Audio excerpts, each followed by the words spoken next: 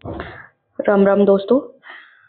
आज से हम एक सीरीज स्टार्ट कर रहे हैं, वो है हरियाणा करंट अफेयर, जिसमें हम डेली हरियाणा करंट अफेयर के जो मोस्ट इम्पोर्टेंट क्वेश्चन हैं वो लेके आएंगे और उसके साथ में जो इम्पोर्टेंट फैक्ट है वो भी करवाएंगे। चलिए शुरू करते हैं। आज का पहला क्वेश्चन, हाल ही में हरियाणा सरकार ने Haryana bureau of public enterprises का अध्यक्ष किसे नियुक्त किया है? Option A Subhash Barala, doctor Archana Gupta, Mohan Lal Badoli और ऑप्शन नंबर 4 क्या है? अनिल विज। तो इसका राइट आंसर क्या रहेगा? मोहन लाल बड़ौली को। इससे रिलेटेड जो एग्जाम में पूछा जा सकता है, सबसे पहले तो इसकी फुल फॉर्म पूछी जा सकती है। HBPE की फुल फॉर्म क्या है? Haryana bureau of public enterprises. इससे रिलेटेड अब हम देखते हैं इम्पोर्टेंट फैक्ट क्या क्या हैं। सबसे पहला जो है वो क्या है? मोहनलाल बड़ौली को Haryana bureau of public enterprises का अध्यक्ष नियुक्त किया गया है। ये पहले क्या थे? पूर्व प्रदेश अध्यक्ष थे, बीजेपी से है ये, भाजपा के पूर्व अध्यक्ष रहे हैं। जो मोहनलाल बड़ौली हैं वो कहाँ का, कौन सी विधानसभा से हैं? राई कहाँ पड़ता है? सोनीपत से भी विधायक रह चुके हैं। लोकसभा चुनाव जो 2024 में हुआ था, भाजपा बीजेपी ने इन्हें सोनीपत लोकसभा सीट से उम्मीदवार, यानी कि इन्होंने जो हमारे लोकसभा के इलेक्शन होते हुए, उन्होंने कहाँ से इलेक्शन लड़ा? सोनीपत से लड़ा था। उसके बाद क्या, उनसे पहले Subhash Barala Haryana bureau of public enterprises के अध्यक्ष है, यानी कि इससे पहले जो अध्यक्ष थे वो कौन थे? सुभाष बराला थे। सुभाष बराला की जगह ये आए हैं। उसके बाद क्या है? मोहनलाल बड़ौली के भाजपा प्रदेश अध्यक्ष पद छोड़ने के बाद इन्होंने, जब बीजेपी का चेयरमैन थे, ये प्रदेश अध्यक्ष थे, उसके बाद इनके बाद कौन आई है? डॉक्टर अर्चना गुप्ता को बीजेपी का प्रदेश नियुक्त किया गया, यानी कि हरियाणा का जो प्रदेश अध्यक्ष कौन है? वो है अर्चना गुप्ता। उसके बाद हमारे सामने आ जाता है नेक्स्ट क्वेश्चन। क्वेश्चन नंबर 2 देखिए। हाल ही में प्रधानमंत्री नरेंद्र मोदी के साथ मन की बात विशेष जो संवाद कार्यक्रम है, कौन सा? मन की बात। हरियाणा के किस जिले की युवती खुशबू का चयन हुआ? मन की बात के लिए जो मन की बात करेगी, हरियाणा से किसका चयन हुआ है? खुशबू का। और खुशबू कहाँ से है? इसका राइट आंसर हमारे पास रहेगा सिरसा। इससे रिलेटेड अब हम इम्पोर्टेंट फैक्ट देख लेते हैं। देखिए, सबसे पहले आ जाता है जो हम खुशबू का चयन हुआ है वो कहाँ से है? कालावाली सिरसा जिले की रहने वाली है।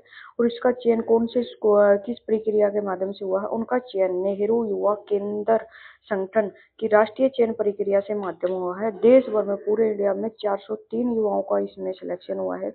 हरियाणा, हमें तो हरियाणा जीके पढ़ रहे हैं तो हमारे लिए हरियाणा इम्पोर्टेंट है। 15 बच्चों का हमारे हरियाणा से सिलेक्शन हुआ है, जबकि सिरसा से एकमात्र खुशबू का ही चयन हुआ है।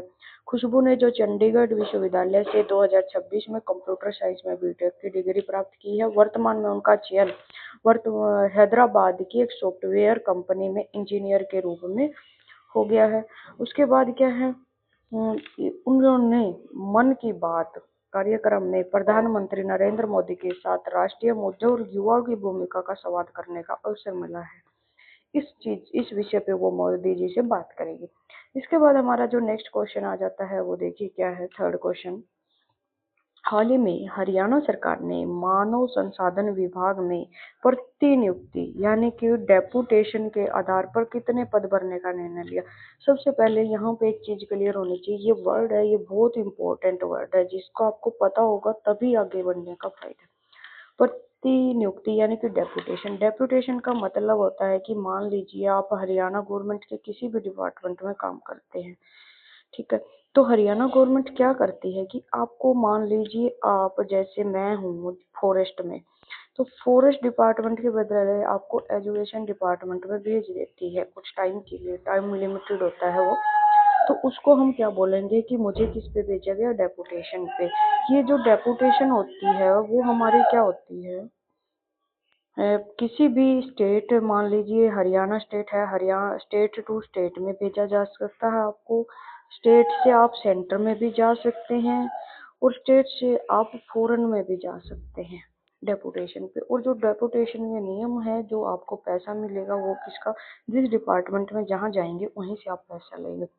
तो हमारा जो वुमेन रिसोर्स डिपार्टमेंट है उसके जो है डेपुटेशन के माध्यम से कितने पद भरे जाएंगे? 32 पदों का हमें भरेंगे। राइट आंसर हमारे सामने ये रहेगा। अब इससे रिलेटेड जो इम्पोर्टेंट फैक्ट है वो देखिए, हरियाणा सरकार मानव संसाधन विभाग एचआर डिपार्टमेंट की डेपुटेशन के आधार पर 32 पद भरेगी।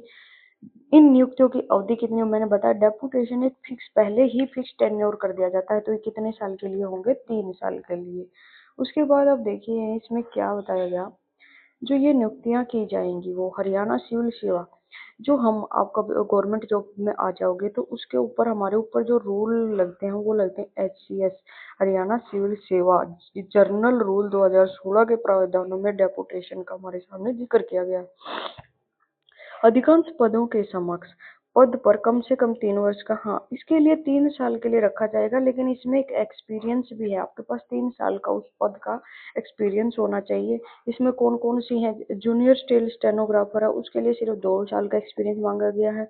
कुछ है जैसे असिस्टेंट के 13 पद भरेंगे, क्लर्क के 6 भरेंगे, सुपरिटेंडेंट के 3 भरेंगे, पर्सनल असिस्टेंट के 3 भरे जाएंगे, स्टेनोटाइपिस्ट 3 लिए जाएंगे, जूनियर स्केल स्टेनोग्राफर 2 लिए जाएंगे, प्राइवेट सेक्रेटरी 1 लिया जाएगा और ड्राइवर कितने लिए जाएंगे, इस टाइप से टोटल कितने हो जाएंगे, ये 32।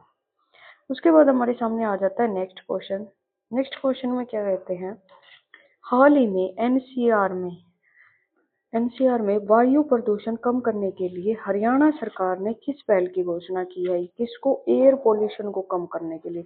हमारे पास पहला ऑप्शन क्या, नई औद्योगिक क्षेत्र विकसित करना। मान लो आप इंडस्ट्रियल एरिया बढ़ाओगे तो उससे पोल्यूशन कम होने की बजाय क्या होएगा, ज्यादा होएगा, यानी कि इससे पोल्यूशन क्या होएगा, बढ़ेगा, न कि कम होगा।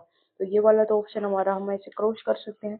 बड़े चौराहों को ग्रीन जोन के रूप में विकसित किया जाएगा तथा ईवी चार्जिंग स्टेशनों की संख्या बढ़ाई जाएगी। हाँ, ग्रीन एरिया जोन मतलब पेड़ पौधे लगाए जाएंगे और इलेक्ट्रॉनिक जो चार्जिंग है वो सर्विस से मनाई जाएगी।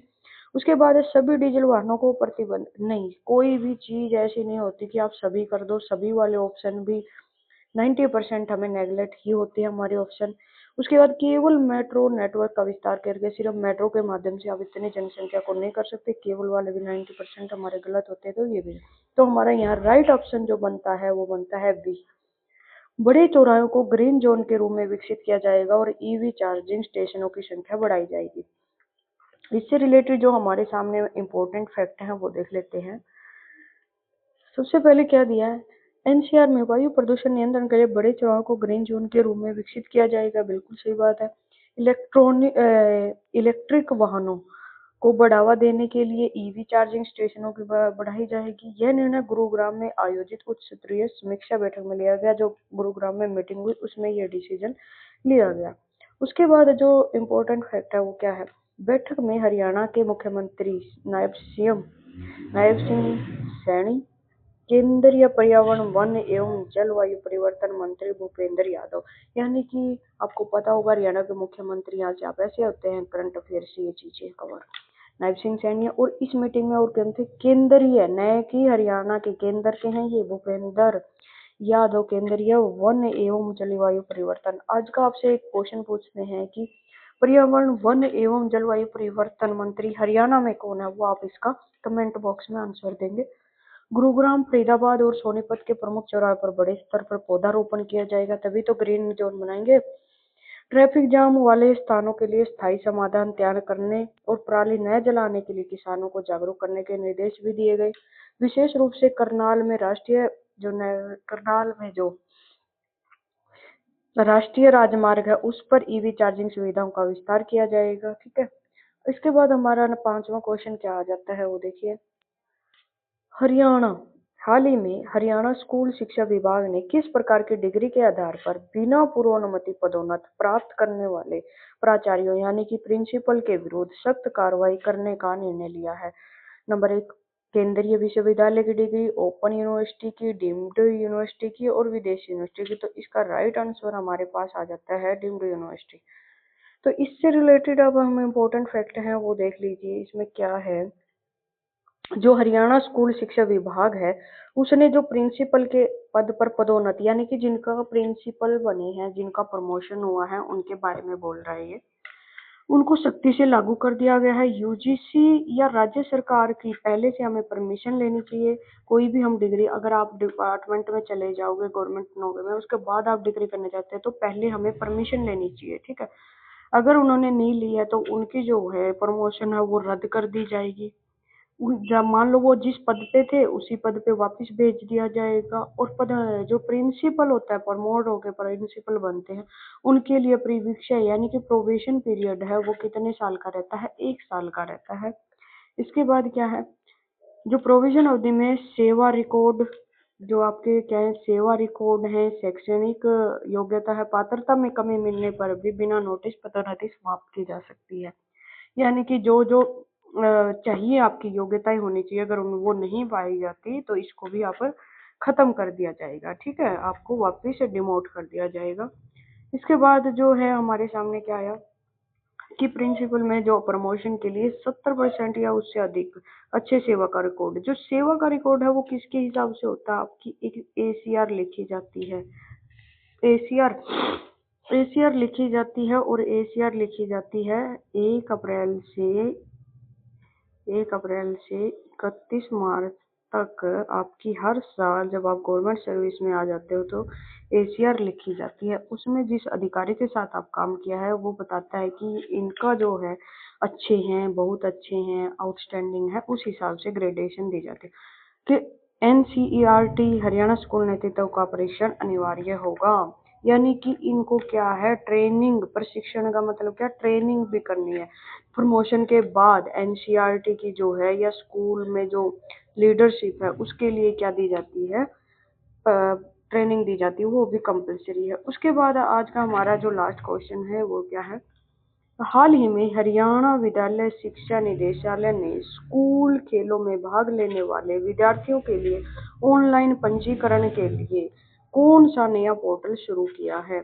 तो पहला ऑप्शन क्या हमारे पास, Haryana sports portal, student registration portal, Khelo India portal, Shiksha Sathi portal. तो इसका राइट ऑप्शन हमारे सामने क्या है, बी, स्टूडेंट रजिस्ट्रेशन पोर्टल। इससे रिलेटेड भी हम इम्पोर्टेंट फैक्ट पढ़ लेते हैं।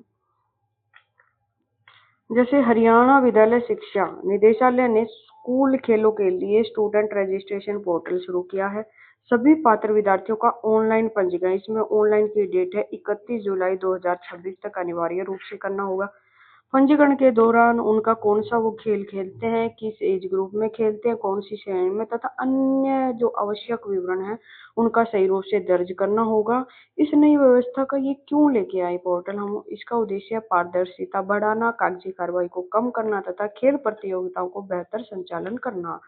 तो उसके बाद विद्यार्थियों की जानकारी सही दर्ज कराने की जिम्मेवारी किसकी है, स्कूलों की है। स्कूल के पास जो रिकॉर्ड है उसको अच्छे से उन्होंने दर्ज करवाना है। आज की वीडियो में इतना ही। अगर वीडियो अच्छी लगी हो तो like, share and subscribe. Thank you.